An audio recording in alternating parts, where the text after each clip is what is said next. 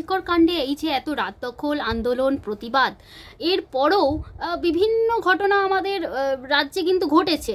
আবারও দেখলাম যে কসবা ল কলেজে ছাত্রী, সেই আইনের ছাত্রী, তাকেও একই রকমভাবে নির্যাতন করা হলো, তাকে ধর্ষণ করা হলো।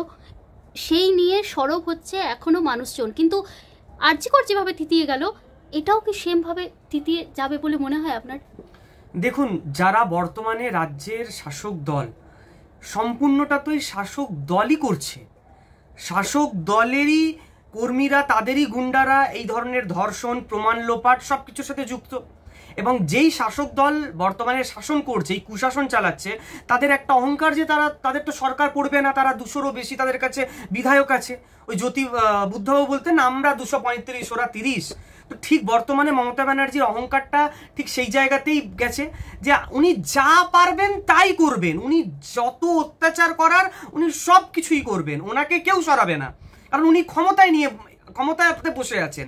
এবং দ্বিতীয়, উনি খুব বেশি আশ্বস্ত যে যাই করুক না কেন ওনার কাছে একটি 33% একটি ভোট রিজার্ভ রয়েছে। তো এই ধরনের যদি কেউ আশ্বস্ত হয়ে যায়, তাহলে কি আন্দোলন, কি রাত দখল, কি রাস্তা দখল, আপনি যাই করে নিন, কোনো ঘটনাই ঘটবে না। কারণ যাদের দায়িত্ব রক্ষা করার, তারাই তো ভক্ষক, তারাই তো ভক্ষণ করছে। আপনি তাদের কাছে কি আশা করবেন? তাদের বিরুদ্ধে আন্দোলন করেও কিছু হবে না।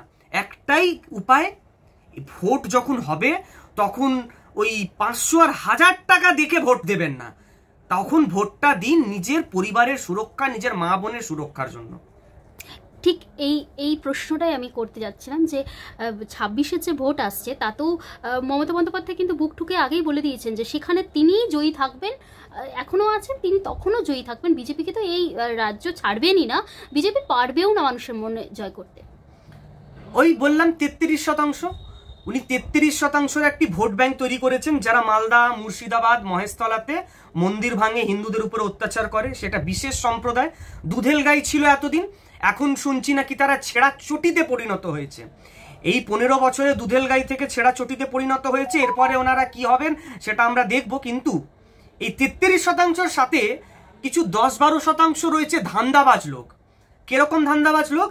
যারা 1000 টাকা দেখে ভোট দেয়, যারা বিরিয়ানির প্যাকেট দেখে ভোট দেয়, যারা একটা ফ্ল্যাটের নাম দেখে ভোট দেয়, এই ধরনের কিছু ধান্দাবাজ চটি চাটা লোকজন, সুযোগবাদী লোকজন আছে, যাদেরকে মিলিয়ে মাননীয়া এই স্বপ্ন দেখছেন। তাই জন্য উনি এত আশ্বস্ত, ওনার এত অহংকার যে 45% তো ভোটে জেতার জন্য তো 45% ভোট দরকার। 33% দুধেল গাই বলুন, ছেঁড়া চটি বলুন, নর্দমার আপনি গিট বলুন, কি আপনি নোংরা দুর্গন্ধ বলুন, যাই বলুন, তার সাথে সাথে 12% এই ধান্দাবাজ লোক, এই বিলেই তো 45% হয়ে যাচ্ছে। বাদ বাকি রইল যে বিজেপির কাছে 40% ভোট রয়েছেই। এই নিয়ে বর্তমানে রাজ্যে উনি এত অহংকার শাসন করছেন, এত অহংকারী একটা শাসক, এর পতন ঘটা খুব দরকার। আর তার জন্যই কি এই যে চেলাচেমুন্ডা যারা আছে তৃণমূলে, তাদের কি অধত্ব এই জন্যই বাড়ছে? একদম। কারণ যেমন রাজ্যের যেমন শীর্ষে বসে থাকা যে শাসক রয়েছে, তার যেমন আচরণ হবে, তারই কার্বন কপি তার দলের লোকেরা।